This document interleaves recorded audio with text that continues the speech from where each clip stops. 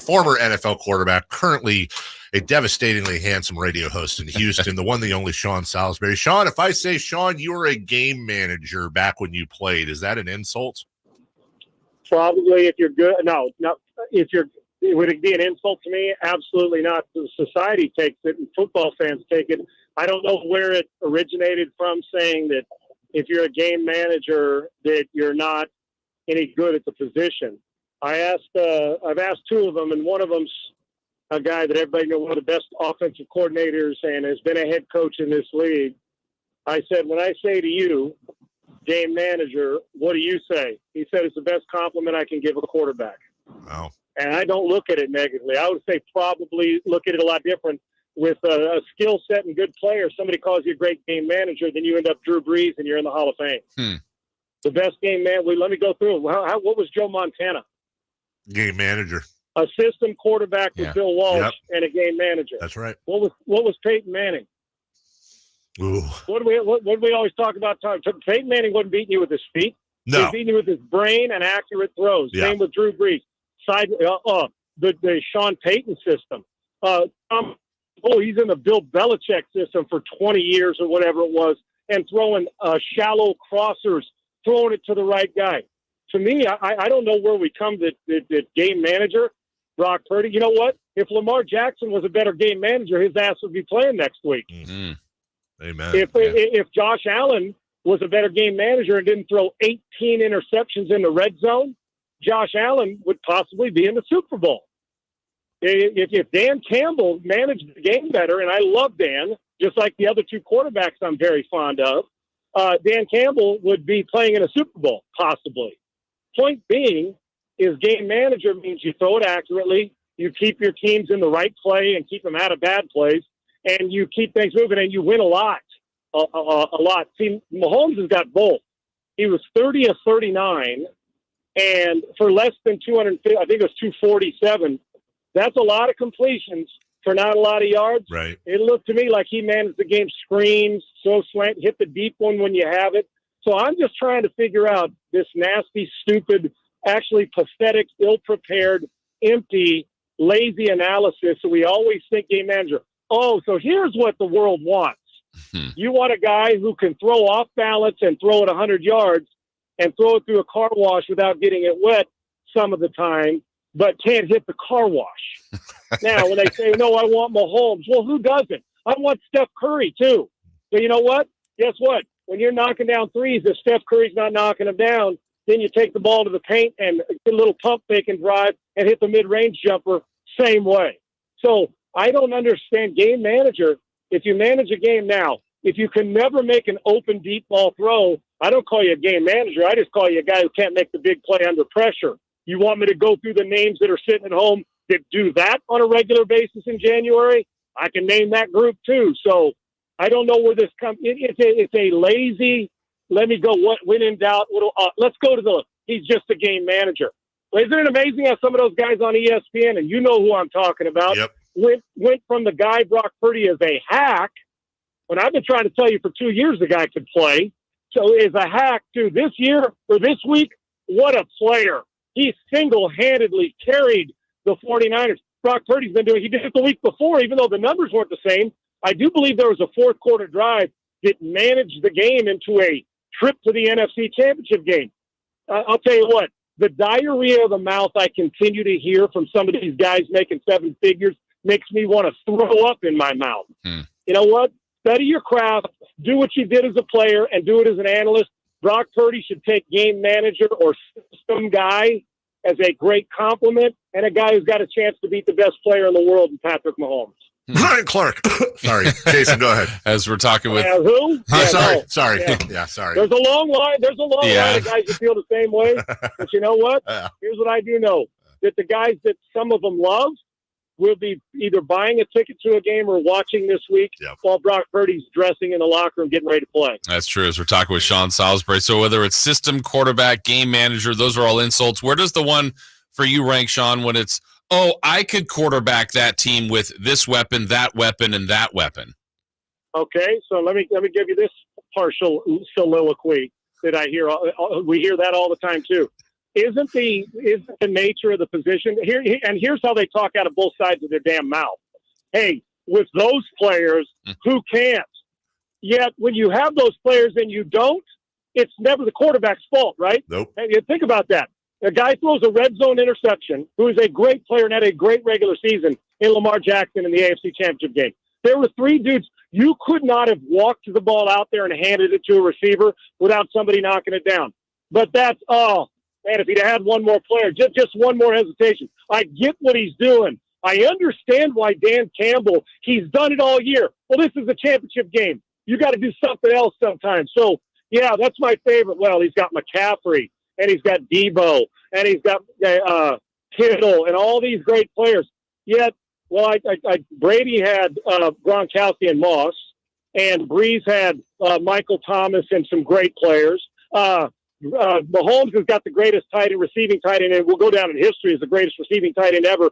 And he had Tyreek Hill, and he's got the best play caller in the world, other than maybe Kyle Shanahan in the NFC, and Andy Reid.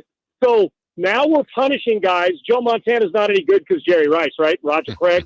Yeah. Oh, that's right. We can't give Elway any credit because the only reason John was any good is because Terrell Davis. That's right. My point is everybody needs everybody. And then we get mad at the GM who doesn't draft great players. And then when he does draft great players, we punish the quarterback because he actually knows how to get the ball to the great player's hands. Once again, you lose instant credibility with me when you tell me the only reason Brock Purdy is successful is because he's got good players. I don't care who you are or what you did on the field. If you said or on a radio show and tell me that, your credibility goes out the window. And from now on, you're nothing more than white noise to me because you don't study your craft. Sean Salisbury with us, and maybe a lot of it's just the ring. You know, Purdy ends up getting a ring this year. I would never disrespect these two people. But from a numbers perspective, you could make an argument that 2 of the most overrated legendary quarterbacks of all time are Jim McMahon and Joe Namath. And they both have rings, but people also forget Joe Namath, numbers-wise, was not that impressive of a quarterback. And Jim McMahon, I think, and you correct me if I'm wrong, a lot of that was leadership, but a lot of that was Buddy Ryan and sweetness and the defense and all that.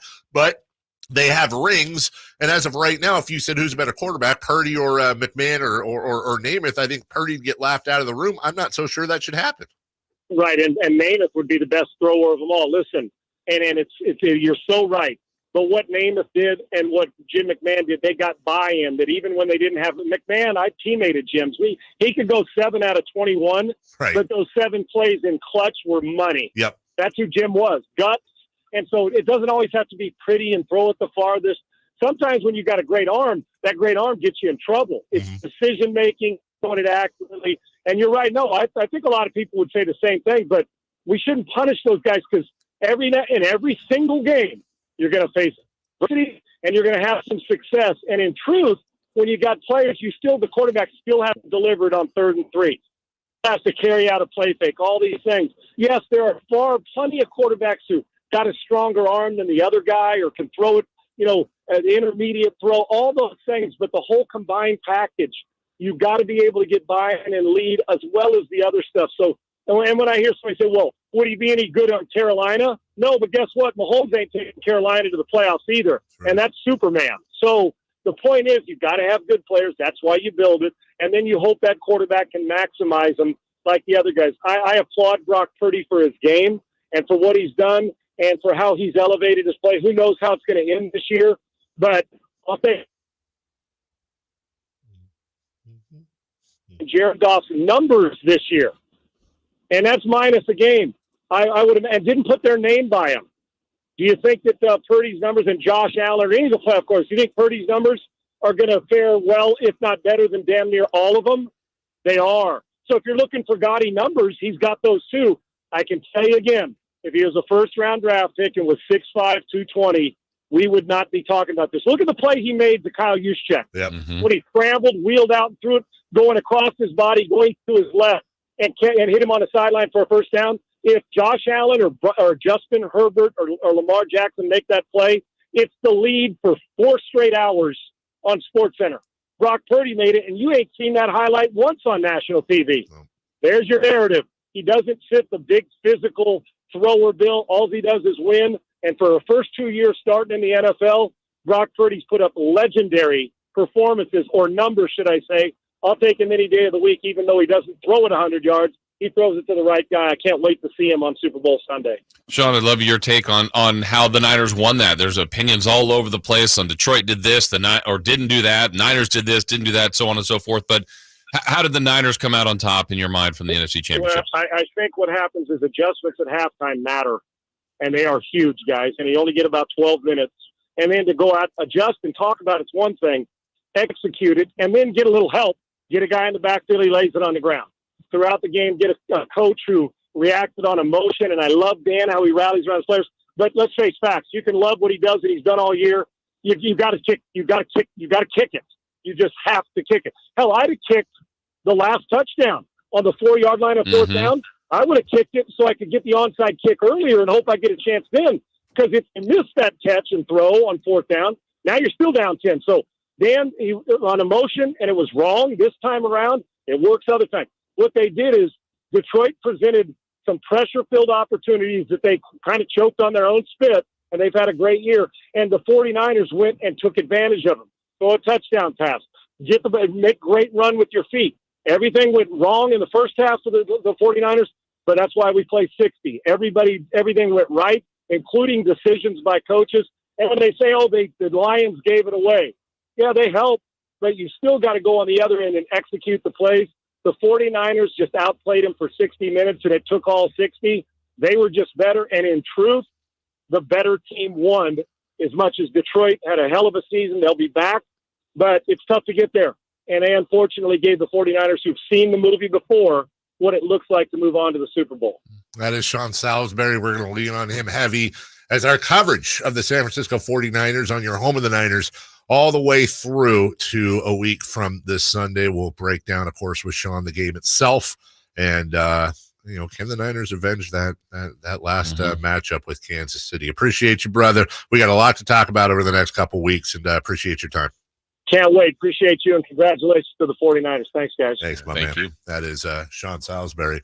I looked at you, Chris, because you can catch that. There were some additions to the Let's Kick It. Yeah. There were three good. There were good kick You got to kick it. Yeah. Yeah, we can almost put together a whole thing. A lot of kicking it. A lot of kicking it. God, Sean's the best. We'll take a break. When we come back, 4 down territory.